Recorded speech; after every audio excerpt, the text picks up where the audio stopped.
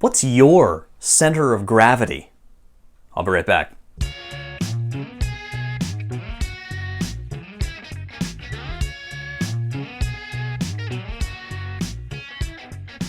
Hey there, it's Mike Creevy from thegraciousguest.org. If you have not gone over there, please do so. Check it out. You can get everything there. My podcasts, YouTube videos, blog posts, presentation information, and just general stuff I think is worth sharing with you. So please go ahead and check that out and subscribe to all those things on all of those different sites as well that pop up. You can look up, by the way, the podcast pretty much on any podcast aggregator. YouTube, obviously, you're there right now. Go ahead and click subscribe if you have not done so already, and please share as widely as you possibly can. So, center of gravity, what am I talking about here? You know how like in sports, you want to get a good center of gravity. Sometimes they tell you kind of bend your knees, you hunker down, like if you're playing baseball or something, whatever the sport is.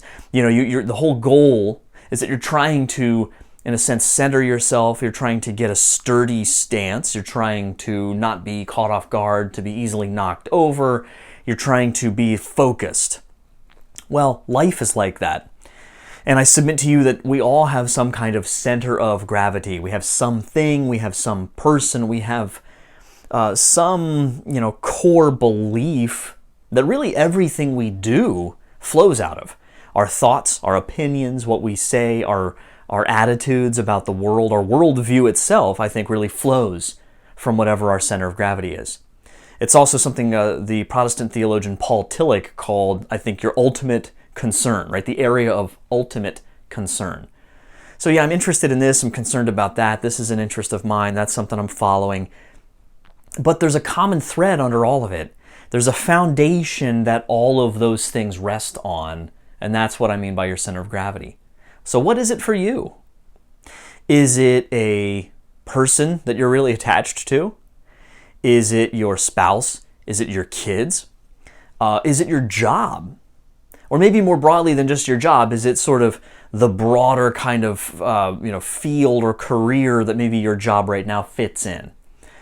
So maybe it's not so much this job now, but I'm on this career path, and the career is this thing, this ultimate concern of mine. Is it money? Is it pleasure? Is it the accolades of your peers? Is it position in the world?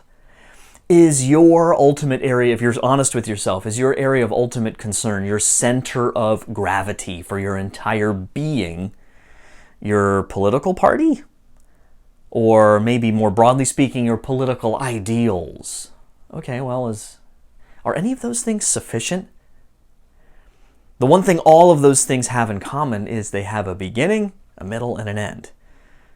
Right? I mean, no political party lasts forever.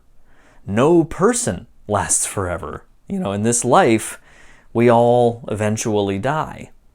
No career lasts forever. So, and honestly, guys, I got to be careful with this one too, but no cause lasts forever. There's a lot of people, when I sort of see the attitude, especially on social media, it's like this cause, that cause, this moment of virtue signaling, one after the other, right? It's this effort, it's this crusade, it's this, sort of rights campaign, whatever it might be. And I'm not making light of the importance of defending people's rights, of course not.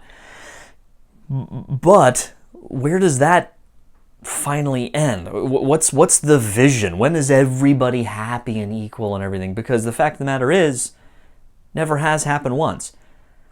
In the whole history of the world, there's always a new crusade. There's always a new issue to kind of just be all fired up about. So I think it's important for you, I think it's important for me, for all of us to ask ourselves, where's the end of the line? What's your baseline? What is your foundation? What is your center of gravity? Mine, I aspire every day for this to be true, and sometimes I'm just as guilty of falling into the traps as anybody else is. My center of gravity is the person of Jesus Christ. That's my goal. And why is that? Because of who I believe He is. Because the testimonies, because of the evidence the overwhelming evidence that Christ has given to us that He is indeed God. That He is God in the flesh, that He became a real man, that He actually literally died, and that He actually literally rose from the dead and lives forever.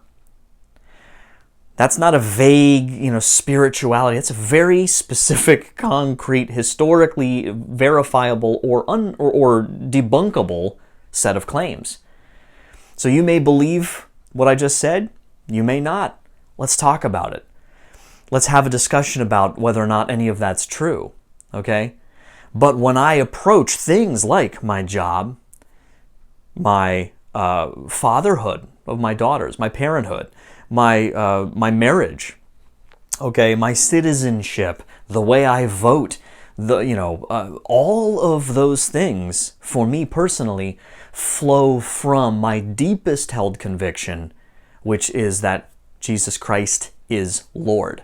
Lord of history, Lord of this planet, Lord of the entire universe, Lord of everything in the entire creation that ever has been or ever will be. Okay? So that's my goal, guys. That's my center of gravity. It's worthwhile asking, what's yours? What happens to us when we sort of lose sight of that, or we start to maybe drift to another center of gravity? When I do, everything falls apart. I am not who I am meant to be. I don't feel right. I know something's off. I know that I have sinned, I have failed, okay? And I go to my merciful God and ask Him, Lord, please forgive me. Help me to keep you at the center of my gravity. Keep you at the center of my heart. May you be the absolute core of me. So, some food for thought for you today. Please check out, as I mentioned before, thegraciousguest.org, my website. You can find the podcast there, as I said before, the YouTube video, blog, all that fun stuff. Keep in touch with me. Get in touch with me through the form on the website as well, or over at my email address, thegraciousguest@gmail.com. So, again, thank you guys so much. God bless you. Stay in touch. And until next time, don't forget to wonder. Take care.